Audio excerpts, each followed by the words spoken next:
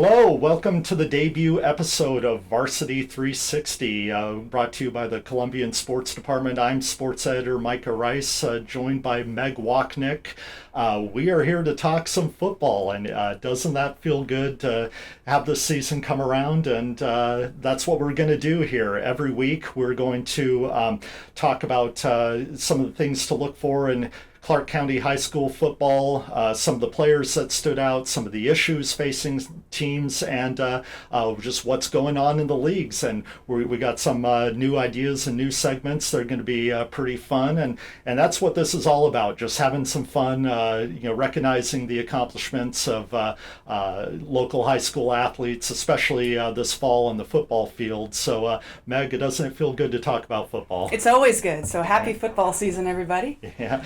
Well, we've been looking forward to the football season for more than just a few weeks. We've been putting together our preview special section, which you wrote a nice article about Jonathan Landry and Kyle Chen, 4-year varsity starters, but you're also able to talk to a bunch of coaches. So just what was the vibe you got from coaches going into this season? How much excitement is there? Yeah, I'll say this. The vibe and the energy is something that I just haven't felt in the last couple of years, right? I mean, for so long we've talked about getting back to normal, and a lot of the coaches I talked to, it was one of, if not the biggest thing that they brought up was just having a normal off season of summer. I mean, even you look at last year's off season going into the fall, still a lot of schools weren't doing team camps. There was still a number of restrictions in place. There still wasn't maybe the participation numbers that there have been in the last couple of years, but really it's the first time since the summer of 2019 that we can say that this is really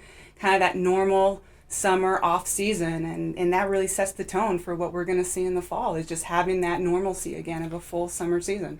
Yeah, I heard it more than one coach say the biggest deal, especially for teams that might be a little young, was having a full off season of being able to get in the weight room, because that wasn't something everyone was able to do before last season with all the COVID restrictions and coming off the abbreviated spring season prior to that. Yeah, I mean, even for us selfishly, even the last couple of years, we haven't had that opportunity to go out and have that great FaceTime with coaches and athletes. That's something that we take a lot of pride in, and just kind of getting a feel and getting a vibe of what these kids are going through, what these coaches are going through. So even the month of July, I tried to go around and visit some weekday 7-on-7s and to visit some weight rooms in the mornings at various schools, again, just to get that FaceTime again. That's something that we really have missed the last couple of years. Do you think there's still this feeling of not taking anything for granted? We had more than one coach and athlete, that they kept hammering that we will never take this opportunity for granted. Do you think there still is that,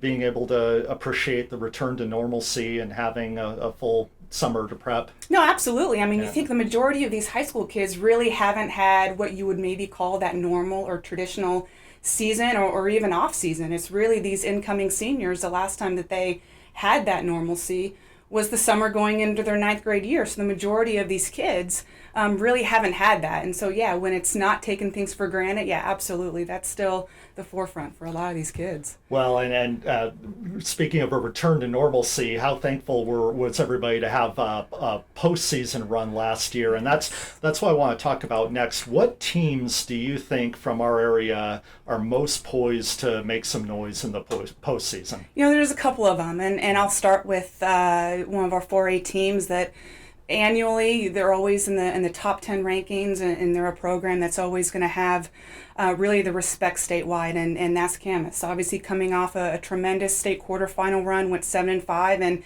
and really it was talked about a lot how they started 0-4 last year against really a gauntlet of Oregon 6A teams, and this is a team that embraces that pressure, embraces that target on their back now under Jack Hathaway, really in his first full year since becoming the interim coach last year.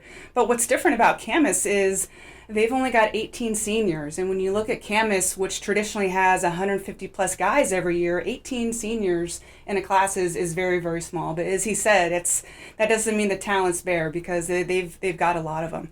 I think that the next one is Mountain View. This is a team that might be the best team under Adam Matheson in his 15-year tenure. I'm not sure he would come out on the record and say that, but I probably will. They have so much depth in every position. And so you look at the last time that Mountain View made the state quarterfinals, that was in 2018, and there's a lot of similarities between those two teams there. And I think the next one is probably Ridgefield. Again, making some big noise last year, making the state playoffs before losing to Squalicum. They return a lot of weapons, including both quarterbacks who got starting snaps last year. So I would say probably those are the three teams that probably have a very good shot at making a deep run this year. Yeah, Ridgefield's really interesting because that's a program that has just been on this constant rise over the last few years under Coach Scott Rice out there, and they've had they graduated some talented seniors, but they bring back a lot, including, like you said, at the quarterback position with two players who got snaps last year and bring that game experience. I'll be really interested to see how they build off their state playoff run last year. And I think for Ridgefield, this is the start of something big. I mean, Scott Rice is only his fourth year as head coach, and you see the steady rise with Ridgefield football. So it's going to be good to see kind of how they sustain the success and the ride that they're on. Well, I love the small schools. I love the Trico League, so I'm going to shout out one team that I think could make a state playoff run, and that's La Center. Obviously, La Center being in the 1A state playoffs is nothing new. They bring a ton of talent back from last year. And in talking to Coach John Lambert, he said last year they had some big wins, in league play to get their 10th league title in 12 years, but that the most important game of last season, how it relates to this season, might have been their Week 10 loss to Montesano. He said for a lot of the kids on last year's team, it was their first real taste of the postseason, and they now know what it takes, and they bring back a ton of talent at skill positions and on the line, and that group now knows what it takes to go into a Week 10 state preliminary game and what the experience is going to be like. So I would look for La Center to make another run, possibly into the state playoffs. And they're in a district, in District 4, that is absolutely loaded. You look at Eatonville, and they've got two Big Sky commits on their offensive line. Tenino made big noise last year. Montesano's always going to be tough. And so I think, they're in a tough district, but no doubt that they can definitely get out of the Week 10 game this year. All right. Well, we'll look forward to it. It's 9 weeks until we know who's going to go on to the postseason, but it all starts this Friday, and it's a beginning of a journey, and it should be pretty fun.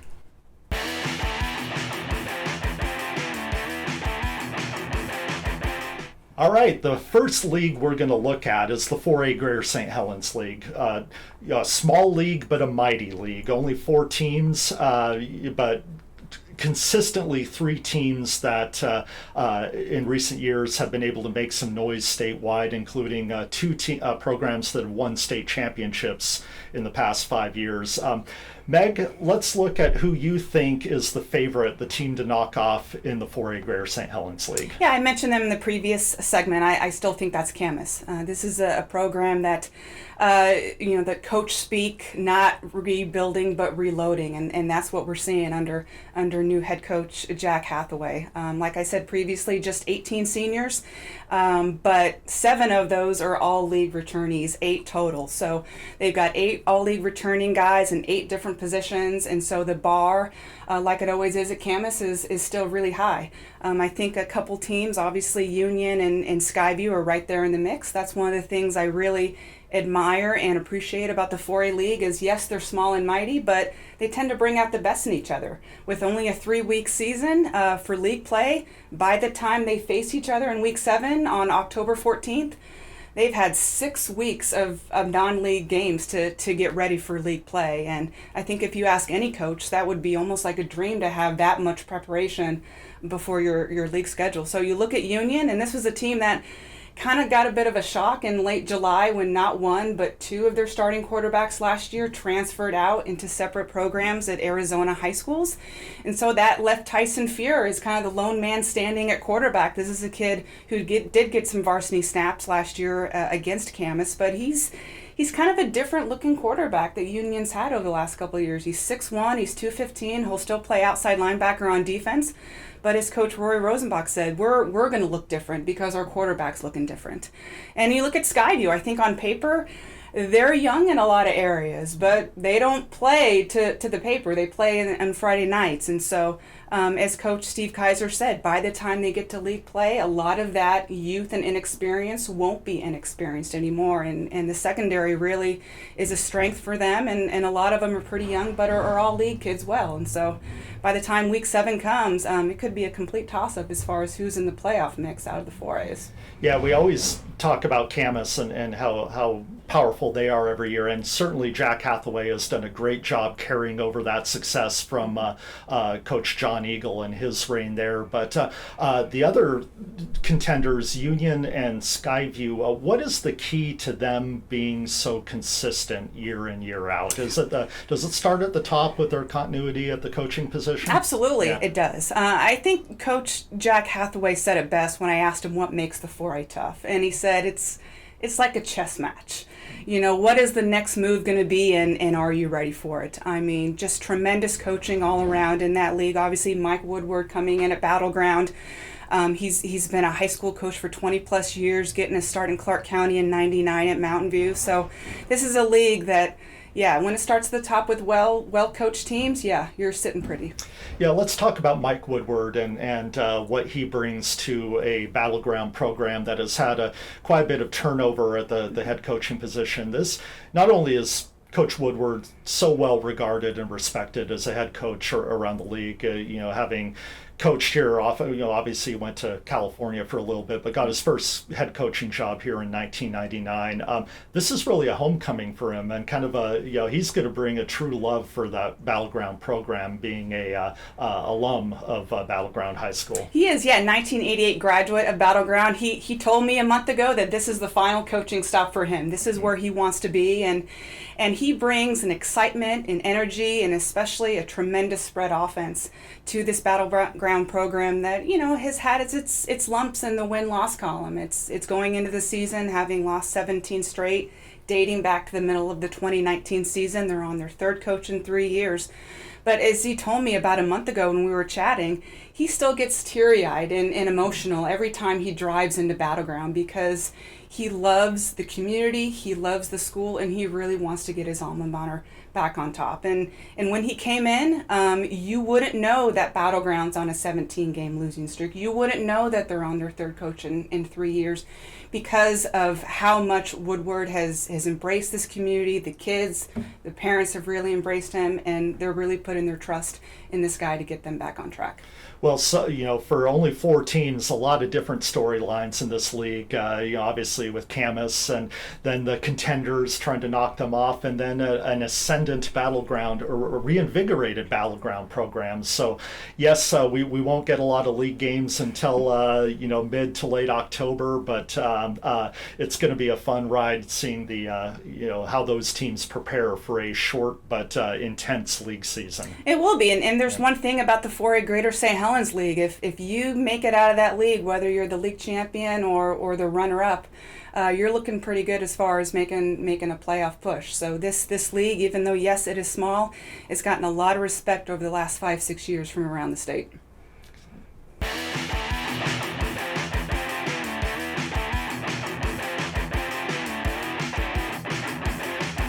All right, joining me now is Will Denner to talk about the 3A Greater St Helens League. Will, who's the team to beat in the 3A GSHL? So this was a tough call. Mountain View and Kelso were kind of looked at as the top tier. I think I started the kind of ranking with Kelso at the top, but as we kind of got deeper into it, it became apparent that just Mountain View's overall depth coming back. They have 9 starters returning on offense, 7 on defense, but then a few other guys who, even though they didn't start last year, still have kind of an above average level of varsity experience. JJ Thompson, for example, he was a starting safety as a freshman halfway through his sophomore year until getting injured, and he'll be back, maybe not even starting this year, but already kind of has that experience. And for Kelso, they could easily I think, go the furthest. They did last year. They were a first round playoff team before losing to O'Day. They have phenomenal line play. 4 of the 5 guys are seniors. They have running back Connor Noah, who's going to be one of the most dynamic guys in the league. Judah Kalite, also another really good running back that Steve Amrine is really excited about. So I would say between those two, they're at the top, but also a lot of other teams that could be in the mix for that. That's really kind of a rivalry between Mountain View and Kelso that's really formed in the last 5 years. Mountain View has won 5 out of the last 6 league titles, right. But they've often had to do it by way of a really close, intense win against Kelso. And that's right. So that these are programs that have become very familiar with each other, that have had a track record of success in the last 5 years and longer for Mountain View, but really within the recent seasons, that's been a game to always circle and make sure that you check out. Yeah, absolutely. I mean, last year that was the difference in Mountain View winning their, as you said, 5th league title in 6 years. I think it was like a 3-point win up at Kelso. It also happened to be Adam Matheson's 100th career coaching victory.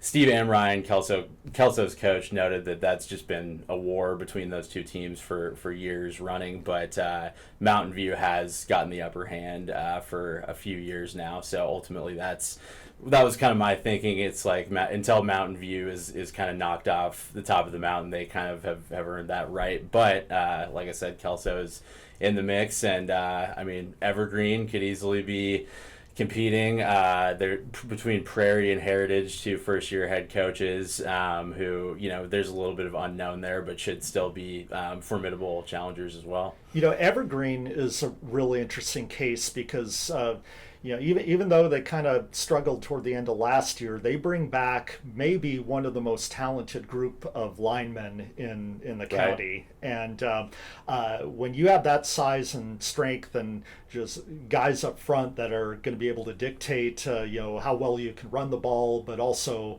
on the defensive end, be able to really cause some havoc in there. Evergreen might be a team that can sneak up and get some people. Absolutely, yeah. Fox Crater, he'll be a junior. He's already got D1 offers from Miami, a few Pac-12 schools, including Washington and Oregon. He's one guy to look out for. Kobe Cass is back from an injury last year that was suffered, I believe, in about week 3 or 4 of the season. Steve Kanda, also an important part of that line. So those will be some of the guys to look for on the line.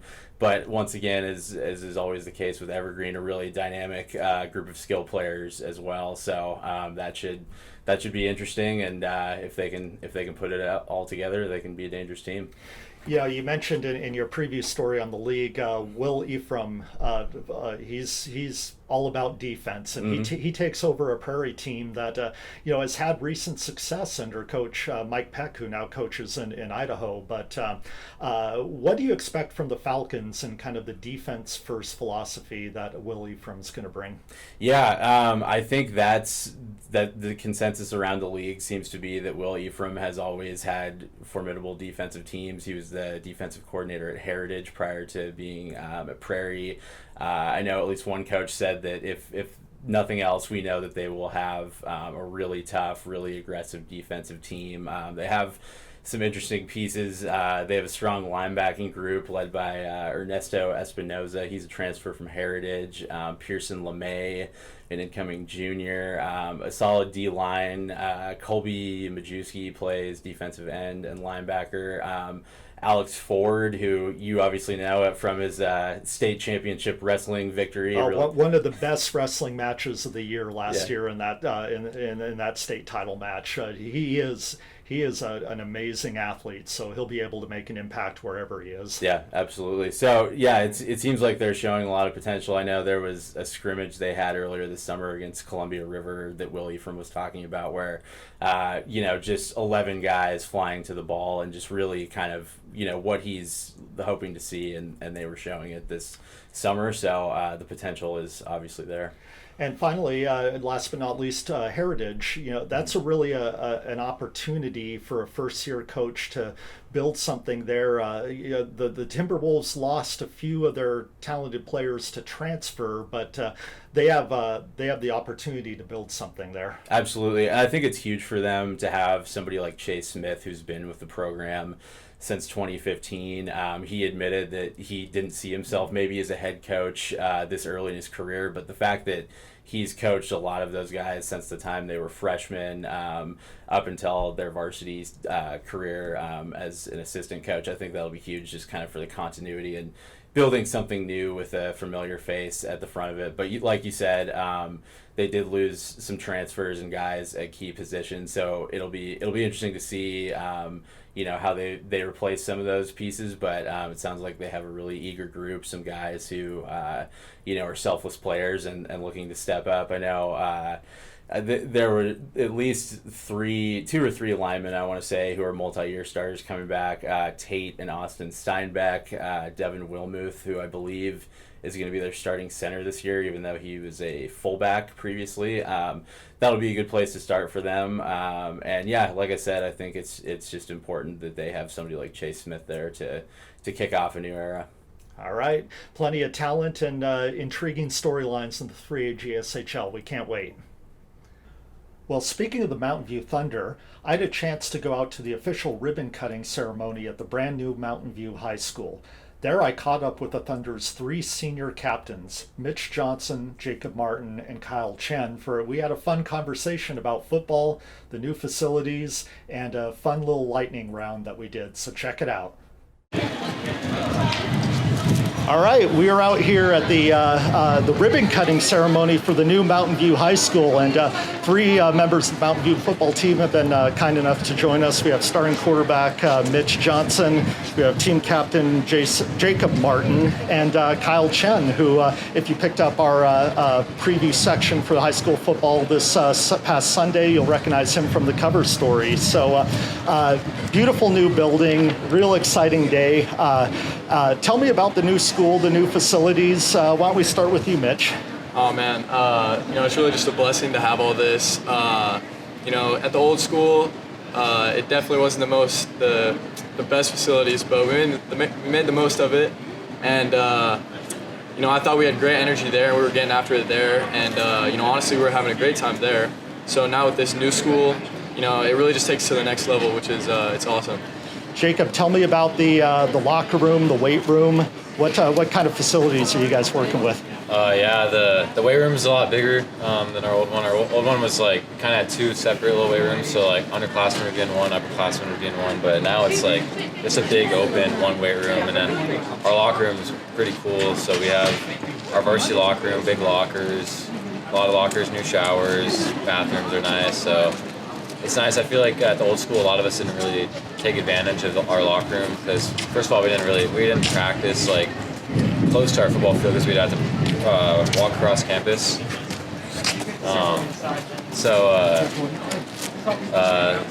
Now, a lot more people are using it actually, and it's just nice to have. It's very nice. Put our stuff up in the lockers. Yeah, Kyle, 3 years you represent Mountain View at the old facility. You've seen the construction. You've seen this come into fruition. What's it like now, your senior year, being able to represent this new building and this new school? Yeah, I think, like Mitch said, it's just a great blessing, a great opportunity to go out with a bang for our senior year. It's our last year. We got a really good chance to, go deep in the playoffs, and to do it in this in such nice facilities, it's a great blessing. Yeah, let's talk about this season. Mountain View's won 5 out of the last 6 league titles. You have high hopes.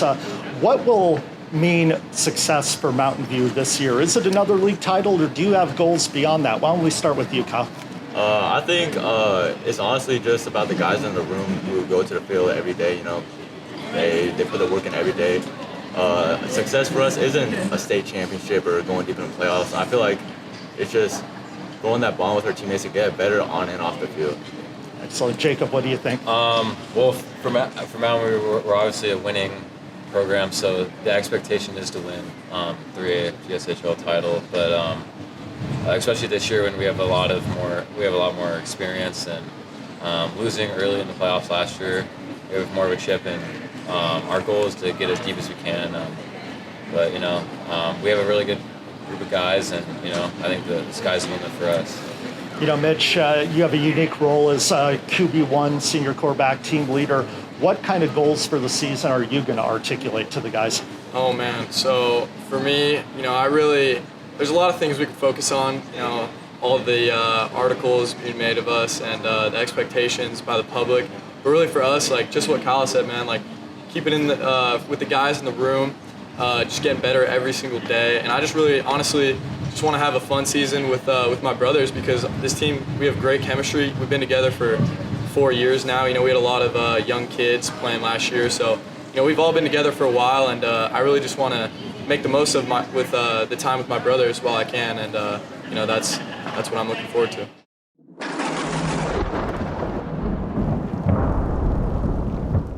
All right, we're going to do something a little fun here called a lightning round. We'll just go around Mitch, then Jacob, then Kyle. Quick answers to these quick questions. Mountain View pregame playlist, who's on it? Oh man, Drake, Rico to Young OG, and probably some old rock. Jacob, who would you put on it? Probably some Meek Mill. I don't know, some NBA YoungBoy probably. Kyle? I'd probably put on Kanye, probably Tupac, Lil Baby. Nice. Go-to pregame meal? Probably Chipotle. Definitely Chipotle. Yeah, probably Chipotle and some fruit. I'll Chipotle too. All right, you've just gone on a big road trip, gotten a big win. Post-game, you can stop anywhere. What are you getting? Oh, this is easy. We're going to Muchas. Everybody's going to Muchas. We're hitting up Red Robin. We're getting some bottomless fries. Muchas For sure, yeah. That's a team spot. Favorite player to play as in John Madden football? Oof. I'm gonna have to go with probably Patrick Mahomes, man. Lamar Jackson. They took both of them, Patrick Mahomes and Lamar Jackson. Excellent. Least favorite drill coach makes you do in practice? Oof. Least favorite shoot, I would probably say, probably Team D, because obviously I'm a quarterback, so I just kind of stand there and watch. So. As a receiver, offense on bags, because I'm just kind of, they're doing run plays, so I'm just kind of not really doing anything. Offense on bags, same thing receiver, just kind of chilling. Awesome. Well, guys, football season is here. We can't wait. Beautiful facility you have here, beautiful school.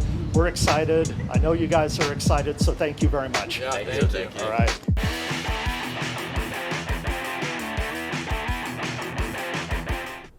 All right, we're now joined by Tim Martinez, and we're going to talk about the 2A Greater St Helens League. Obviously, it's the largest league in Clark County as far as number of teams go, but also a league that has had its fair share of success in recent years. One team, obviously, that is going to be worth looking forward to is Ridgefield. How are the Spudders looking, and do you see them as the team to beat in the 2A GSHL? Yeah, and talking to all 8 coaches, I think there was consensus that Ridgefield is the team to beat.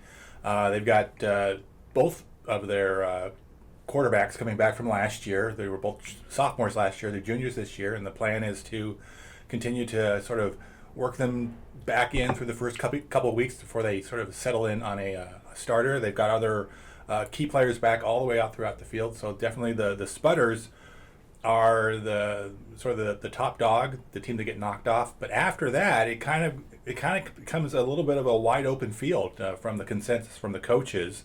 And I kind of put them into sort of 2 groups. I would say the first group is sort of the playoff contenders, and then I would list those teams as being Washougal, who has Holden B, the first team All-League quarterback, back. Mark Morris, the playoff team from last year. They've got a couple of key players returning. Hawkinson is always going to be in the mix, and they're going to be in there. And then Columbia River also is in that mix. So I think the way we picked it out in our preview was Washougal, Hawkinson, Mark Morris, Columbia River in our prediction. But really, you kind of depending on how things work together, injuries, whatnot, you can kind of mix those bags all together. Yeah, every one of those games between those kind of 2 through 5 teams is not only going to be crucial, but probably pretty competitive. Last year, Mark Morris got the better of Columbia River, but then Columbia River came back and beat Washougal. So there's some history of it being kind of a little topsy-turvy. With Washougal, obviously, a lot of the focus is on Holden B. Do you really expect him to kind of put that team on his back and really show us something this year? Yeah, and I think you're going to see that, and I also think that they have a lot of other players around coming back. I think they only lost a small handful of seniors from last year, and so a lot of players had to get thrust into the starting roles because of injuries, and so they've coming back with experience, and a lot of good players, in the backfield at receivers. So there's going to be a lot of options for Holden B to go to on the field out there, and so I think they have definitely a potential to be a very good team this fall.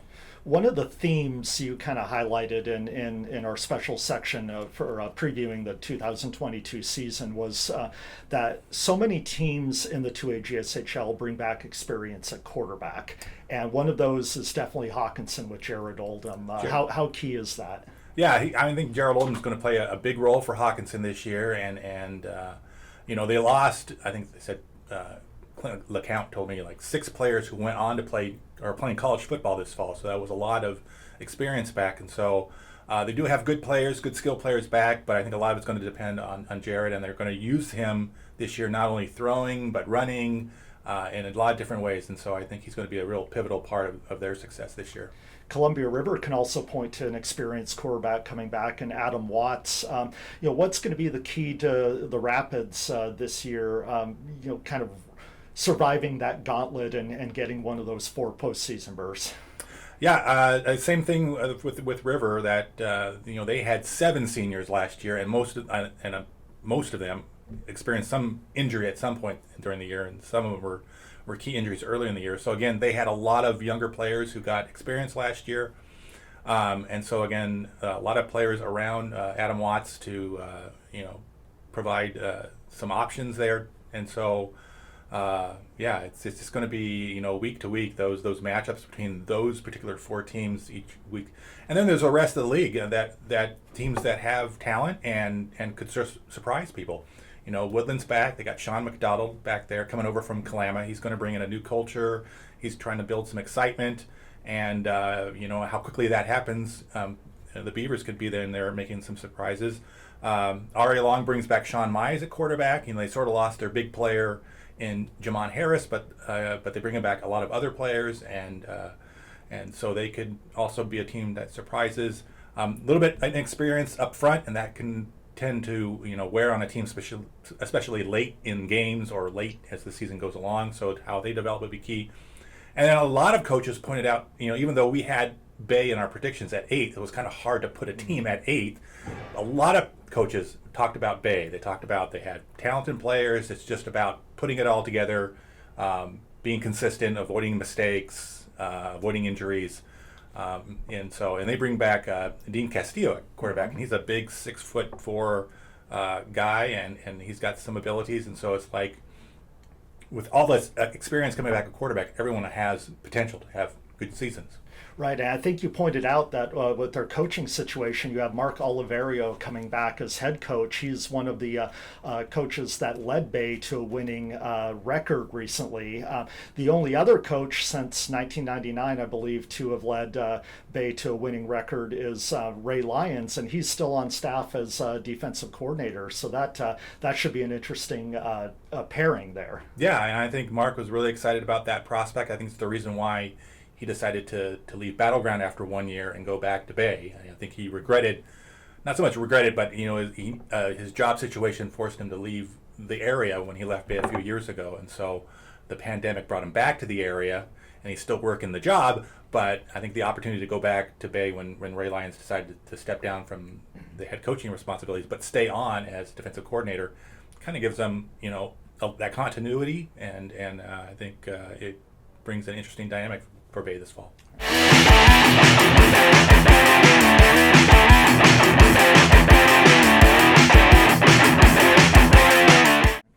Let's take a look real quickly at the 1A Trico League, and I wanted to kind of bounce that league off of you a little bit because you saw the showdown last year between Castle Rock and La Center, and the last 2 years the league has come down to that, and all indications are that La Center remains the team to beat. They bring back a ton of experience at skill positions. The only question mark really is quarterback. They graduated Trico League MVP Darren Cepeda at quarterback, but they'll likely start a sophomore in True Feldman.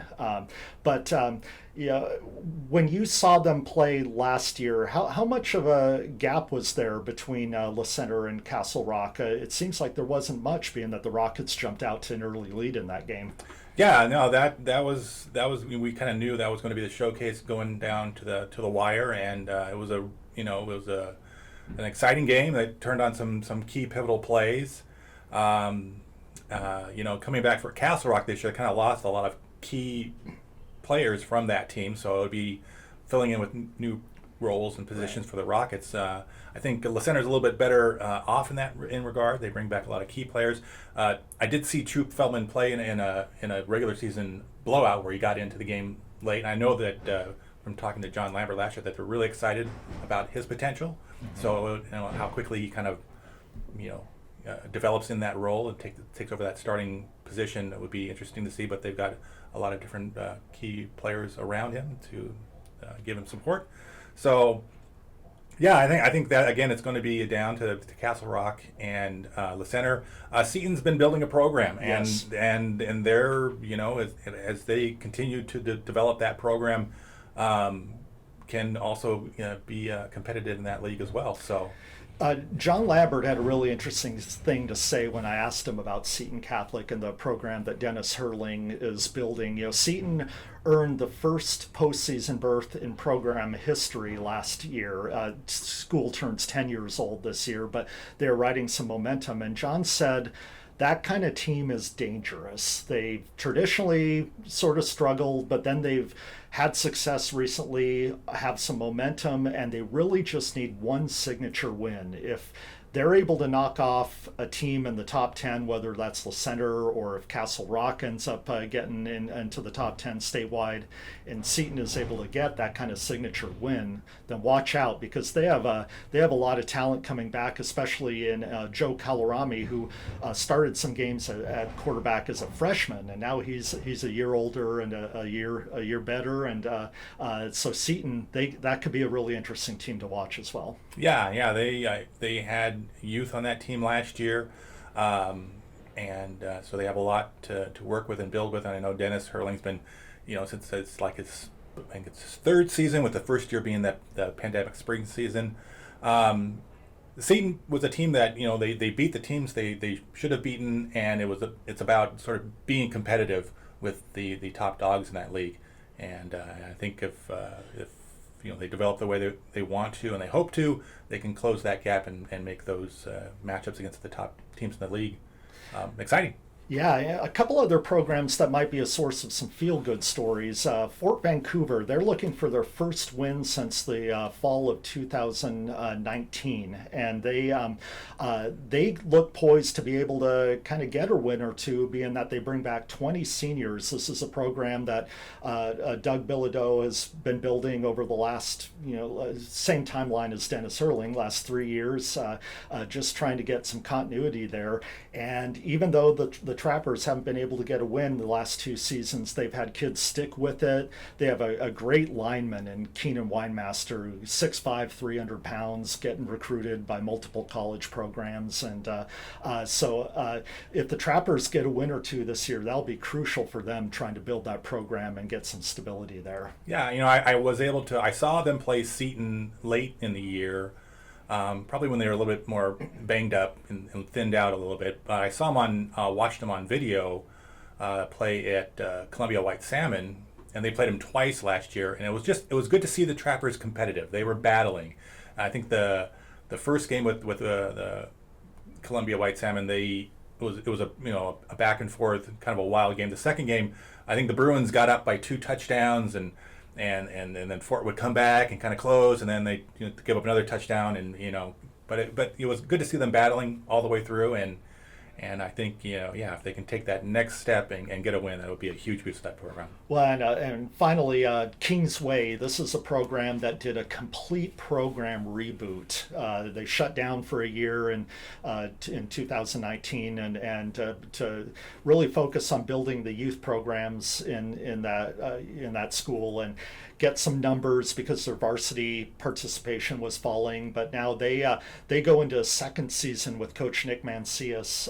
They played an independent schedule last year, but now they're back in the Trico. And one thing Coach Mancias told me is, we're back where we belong. And so, it's all about building and getting some stable footing for the Knights. And it's funny, they don't have to look far to see a program that's done that successfully with Seton Catholic when they took a year and combined the program. I believe that was 2016.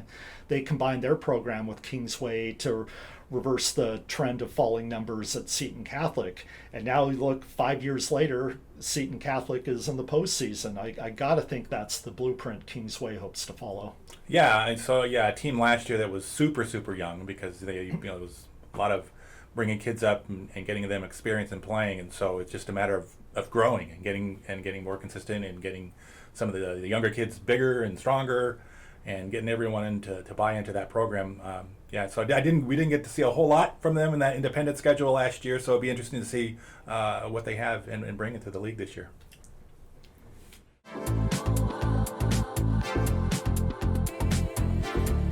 All right, I'm back with Will Denner, and Will has spent some time this week with the Skyview football program working on a story that's going to be in Friday's paper.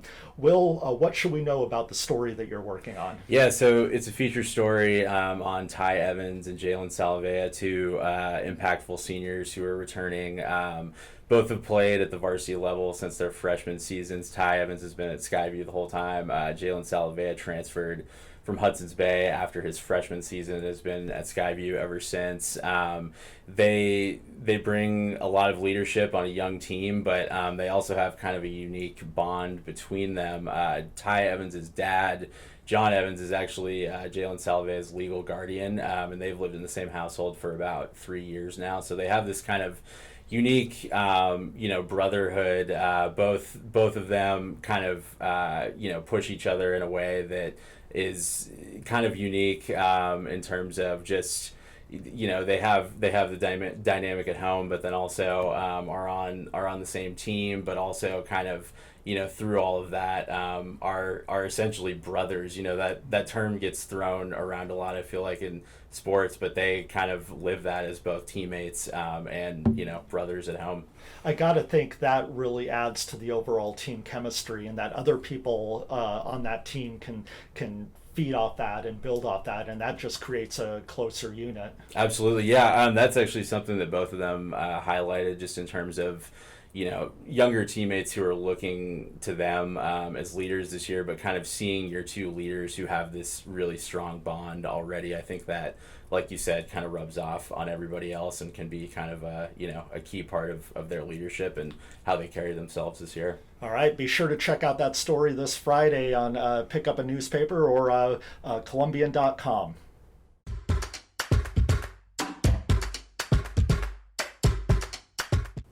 All right, Tim Martinez is back with me for a segment we like to call 3-2-C. We're going to look ahead at 3 games that we think are the best if you're looking to go out and take in some football this weekend. Why don't we start with a great smaller program battle between Le Center and Hawkinson. These are teams that traditionally have had a lot of success in their leagues and even statewide, with Hawkinson being a 2-time state champion and Le Center reaching the 1A semifinals twice within the past 10 years.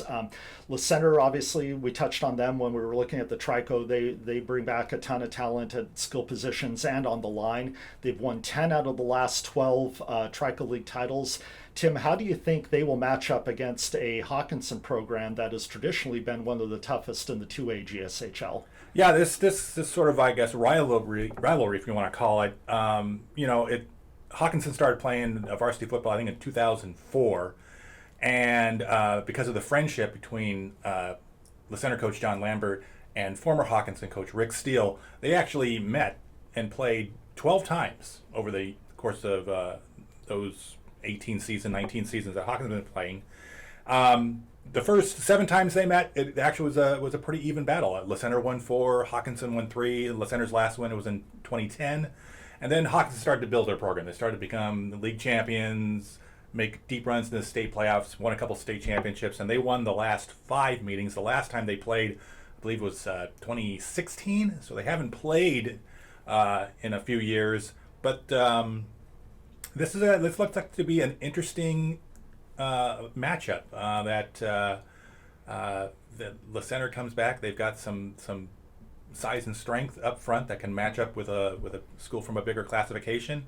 I mean, 2 teams that play on grass, and they're going to be up playing on the grass at Le Center. It really kind of looks like a table setting kind of game of like which program is going to get off to a really, really good start. Kind of like an old school Friday Night Lights game. I'm sure that the entire city will be out there from Le Center, and Hawkinson will probably bring a pretty big fan base too. Another game that it looks really interesting kind of in the area is Ridgefield, kind of the favorite for the 2A GSHL, hosting a traditionally successful 2A program from the same district in WF West, a team that also made the postseason last year. How good of a measuring stick will this be for Ridgefield to face a team that is also competitive and successful, and that you might see in a Week 10 crossover game? Yeah, it's interesting that in the 2A you don't see a lot of these matchups between the Evergreen Conference up north and the 2A Greater St Helens League. I think it's because of that crossover in a Week 10 that they tend to avoid each other, but a lot of potential for good matchups in the non-league in these opening 2 weeks, and so this was an opportunity. I think Scott Rice said that WFS was looking for a game this Week 1. They thought this would be a good test. Bearcats last year went 8-3. They beat Mark Morris 21-7 in the Week 10 playoff and lost to Prosser in the first round of state. They bring back their starting quarterback, Gavin Fugate. I hope I'm pronouncing that right.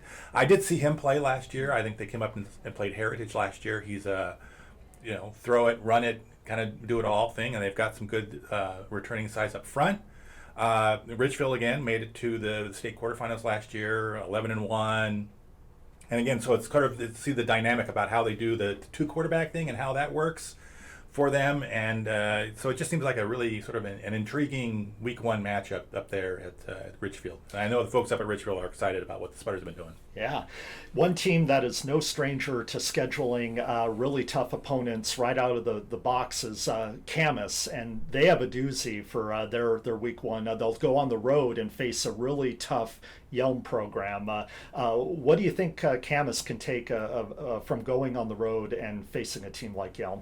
Yeah, the Paper and Egg is no strangers of scheduling tough non-conference games. Last year, they went over to Oregon and played 4 games, started the season 0-4, and then reeled off 7 straight wins on the way to making the 4A quarterfinals. Well, Yelm was undefeated all season until they lost in the 3A quarterfinals.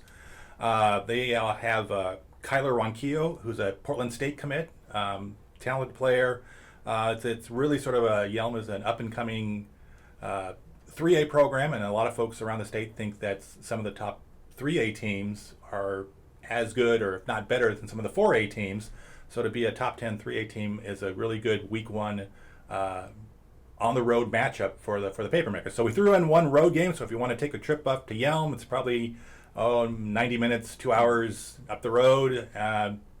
Should be a really compelling matchup in Week 1. Yeah, we've highlighted 3 games that are definitely worth seeing, but 2 other games in the area were worth probably a mention.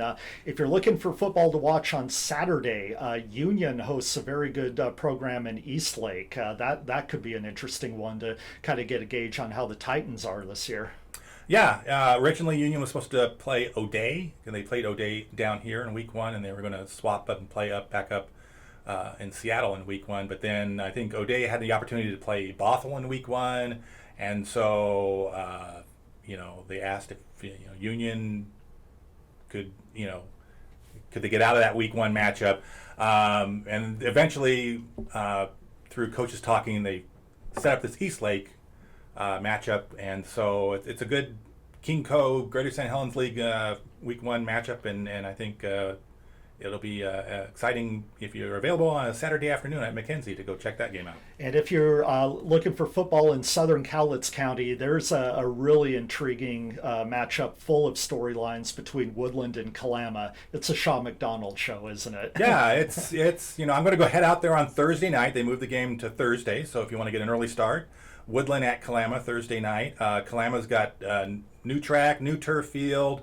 They're going to be celebrating their 2B state championship. Sean McDonald, who led them to that state championship last fall, moved over to Woodland, and now he's coming back, and it's Woodland and Kalama, and that's a rivalry game. There's just a whole bunch of storylines going there. So a really nice week one. Well, be sure to check out Columbian.com, 360preps.com. We'll have all the coverage. Check out our e-edition, which is going to have all the late Friday night games. But it's great that football season is here. We're looking forward to it. We'll have, thank you for checking out our new episode of Varsity 360. We'll have a new episode every Thursday where we'll look at, like we've done today, some of the biggest storylines, some of the things to watch in Southwest Washington high school sports, and what you should go and check out if you're a sports fan in the area.